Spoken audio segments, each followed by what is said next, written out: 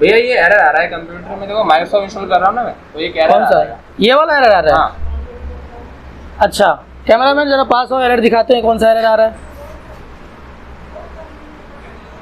ठीक है, अगर आप लोग कभी MS ऑफिस इंस्टॉल करते हो और आपके सामने भी ऐसा एरर आता है तो इसका आपको सॉल्यूशन बता रहा हूँ, बहुत इजीली आप इसे ठीक कर सकते हैं। तो आइए शुरू करते हैं। तो देखिए दोस्तों, बेसिकली ये एरर आने का मतलब होता है कि आप जो MS ऑफिस इंस्टॉल कर रहे हैं ये एरर यूज़र का एरर होता है।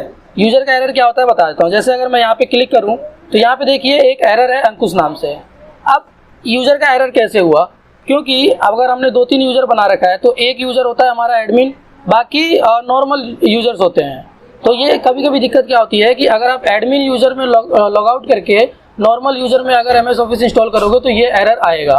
अगर एरर आए तो आपको क्या करना है, यूज़र को स्विच करना है। यूज़र को स्विच करने के लिए आप यहाँ पे जाएंगे, शटडाउन के पास क्लिक करेंगे तो यहाँ पे देखिए स्विच यूज़र का ऑप्शन आ रहा है। स्विच यूज़र पे अगर आप क्लिक करते हैं, थोड़ा पास हो बस, तो देखिए यहाँ पे 3 यूज़र है और इसमें से जो बीच वाला यूज़र है ये मेरा एडमिन यूज़र है। तो आपको क्या करना है, यूज़र को स्विच करके एडमिन यूज़र पे ओपन करना है और अब मुझे इंस्टॉल करना है ऑफिस। अब हम इसे इंस्टॉल करेंगे और देखते हैं एरर आता है कि नहीं आता है। अच्छा, उस यूज़र में ये सेटअप ऑलरेडी, देखिए यहाँ पे एरर आ गया। अब दूसरे यूज़र में ये सेटअप हमने ऑलरेडी ऑन कर रखा है इसलिए यहाँ पे नहीं होगा, तो हमें उस यूज़र में दोबारा जाके सेटअप को कैंसिल करना पड़ेगा। देखो यहाँ पे ये है ना, इसलिए यहाँ से कैंसिल करो।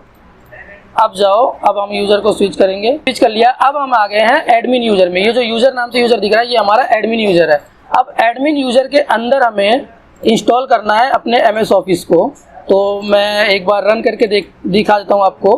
मैं सेटअप को रन कर रहा हूँ और देखते हैं कि अब ये एरर आता है कि नहीं आता है। मैं वीडियो को कैंसिल नहीं करूँगा, पॉज नहीं करूँगा, इसको मैं फॉरवर्ड कर दूँगा बाद में, ताकि आप देख सकें शुरू से एंड तक कि एरर आया कि नहीं आया।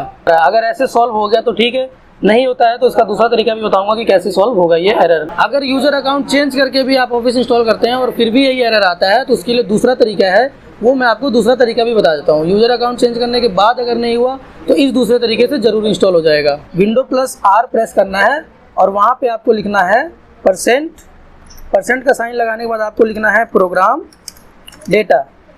डेटा लिखने के बाद आपको दोबारा परसेंट लगाना है और फिर आपको करना है ओके कर दिया। अब यहाँ पे आपको बहुत सारे फोल्डर मिल जाएंगे। फिलहाल मेरे कंप्यूटर में सिर्फ 2 फोल्डर दिख रहा है क्योंकि ज़्यादा सॉफ्टवेयर मैंने इंस्टॉल नहीं कर रखा। तो यहाँ पे आपको एक ढूंढना है माइक्रोसॉफ्ट हेल्प नाम का फोल्डर, जिसका आपको राइट क्लिक करके रीनेम करना है। क्या करना है, रीनेम करना है, उसका नाम चेंज करना है।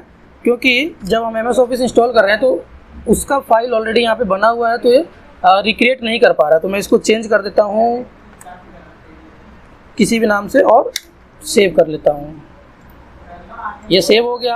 अब हम दोबारा रिट्राई करेंगे, इंस्टॉल करने की कोशिश करेंगे और अब देखते हैं एरर आता है कि नहीं आता है। एरर आएगा तो तुरंत ही आ जाएगा, अगर ये प्रोसेस बढ़ गया तो एरर नहीं आएगा। देखिए अब ये बढ़ना स्टार्ट हो रहा है, अब ये सक्सेसफुली इंस्टॉल हो जाएगा। पहले क्या रहा था कि यहीं से कैंसिल हो जा रहा था, यहीं पे थोड़ा सा इंस्टॉल हो रहा था फिर बैक हो जा रहा था, लेकिन अब ये आगे बढ़ रहा है, इसका मतलब इंस्टॉल हो जाएगा। मैं वीडियो को यहाँ पे पॉज करता हूँ, जैसे कंप्लीट होने वाला रहेगा आपको दिखा दूंगा। देखिए अब ये इंस्टॉल होते वक्त कोई एरर नहीं आया, यहाँ पे सक्सेसफुली MS ऑफिस इंस्टॉल हो चुका है।